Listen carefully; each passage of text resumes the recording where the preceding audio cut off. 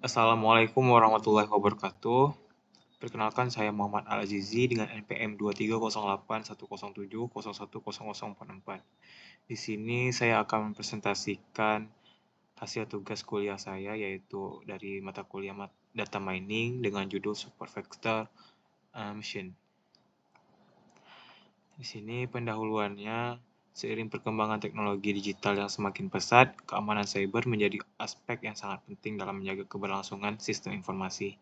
Salah satu ancaman yang paling sering terjadi adalah malware, yaitu perangkat lunak berbahaya yang dirancang untuk merusak dan mencuri data tanpa izin.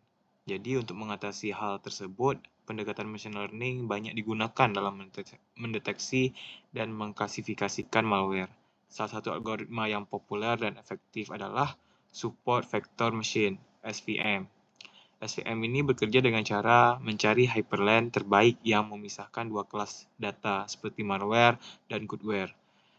Kelebihan dari SVM ini sendiri terletak pada kemampuannya yang dalam menangani data non-linear melalui penggunaan fungsi kernel seperti linear, polinomial, RBF, dan sigmoid. Tujuan dari penelitian ini adalah pertama untuk melakukan processing pada data agar hasil klasifikasinya lebih akurat, menganalisis hubungan antar fitur pada dataset, dan membandingkan performa berbagai jenis kernel SVM dalam mengklasifikasikan malware dan goodware. Berikut datasetnya. Di sini dataset yang digunakan pada penelitian ini adalah Tunadrom dataset yang diperoleh dari UCI Machine Learning Repository. Dataset ini berisi 4.465 sampel dan 242 fitur numerik yang mencakup berbagai atribut penting seperti ukuran berkas, nilai entropi, dan indikator lainnya yang relevan dalam analisis perilaku perangkat lunak. Setiap data yang diklasifikasikan menjadi dua kelas, yaitu malware dan goodware. Selanjutnya di sini kita lihat preprocessing datanya. Tahap ini dilakukan agar data siap digunakan untuk proses klasifikasi. Yang pertama kita import library dulu dan menggunakan pandas, numpy, dan matplotlib. Selanjutnya kita melakukan pengecekan nilai kosong ataupun missing values untuk memastikan kelengkapan datanya. Selanjutnya kita di sini imputasi mean, yaitu kita mengisi nilai kosong dengan rata-rata kolom agar tidak menghapus data pentingnya.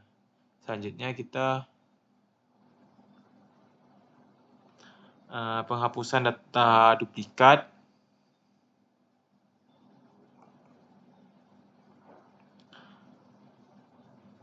Untuk menghindari bias pada model. Selanjutnya encoding kategori dengan mengubah label malware dan goodware menjadi nilai numerik yaitu 1 dan 0.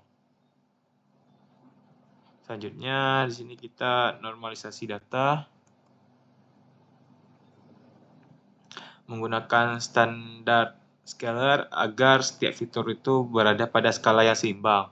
Selanjutnya terakhir kita melakukan membagi data ataupun pemisahan data menjadi data latih sebesar 70% dan data uji sebesar 30% menggunakan fungsi train test split. Selanjutnya di sini kita korelasi antar fitur. Di sini hasilnya menunjukkan bahwa beberapa fitur seperti entropi memiliki korelasi yang cukup tinggi terhadap label kelas, sedangkan sebagian fitur lainnya memiliki korelasi yang rendah. Jadi analisis ini membantu dalam memahami hubungan antar variabel serta dapat menjadi dasar dalam pemilihan fitur yang relevan dan untuk proses klasifikasi. Selanjutnya kita masuk ke implementasi SVM dengan berbagai kernel. Di sini model support vector machine kemudian diterapkan menggunakan 4 jenis kernel, yaitu linear, polinomial, RBF, dan sigmoid. Tujuannya sendiri untuk membandingkan performa masing-masing kernel dalam mengklasifikasi malware dan goodware. Yang pertama di sini ada kernel linear. Nah, berikut hasil dari pengujian yang diperoleh.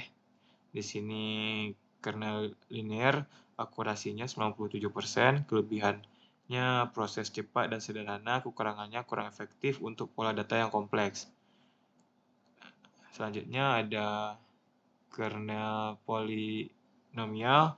Di sini akurasinya 90%, kelebihannya mampu menangani hubungan nonlinear, kekurangannya kurang efisien untuk dataset besar dengan tingkat kesalahan pada kelas negatif yang cukup tinggi. Selanjutnya kita masuk ke kernel RBF atau Radial Basis Function. Di sini akurasinya 98%, kelebihannya mampu mengenali pola data yang rumit dan nonlinear, kekurangannya membutuhkan waktu komputasi yang lebih lama.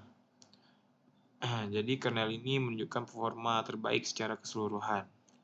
Selanjutnya ada kernel sigmoid, kernel yang terakhir, dengan akurasi 92%, kelebihannya dapat mengatasi data nonlinear dengan pola tertentu, kekurangannya kurang konsisten dalam mendeteksi kelas negatif.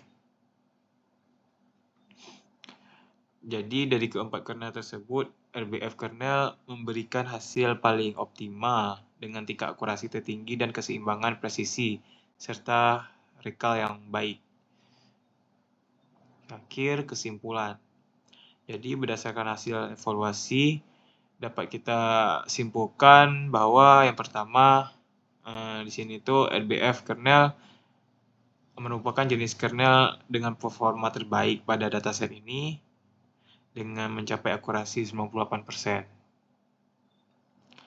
Meski memerlukan waktu proses yang lebih lama. Selanjutnya, linear kernel mampu menepati posisi kedua dengan akurasi 97%. Ini cocok untuk data yang terpisah secara linear. Dan terakhir, polinomial dan sigmoid kernel memiliki performa yang lebih rendah, masing-masing dengan akurasi 90% dan 92%. Jadi keseluruhannya RBF itu kernel yang direkomendasikan untuk data yang memiliki pola kompleks, sedangkan linear kernel lebih sesuai dengan data yang sederhana. Jadi demikian presentasi yang dapat saya sampaikan mengenai penerapan support vector machine dalam klasifikasi malware dan goodware. Mohon maaf bila ada kesalahan. Saya akhiri. Assalamualaikum warahmatullahi wabarakatuh.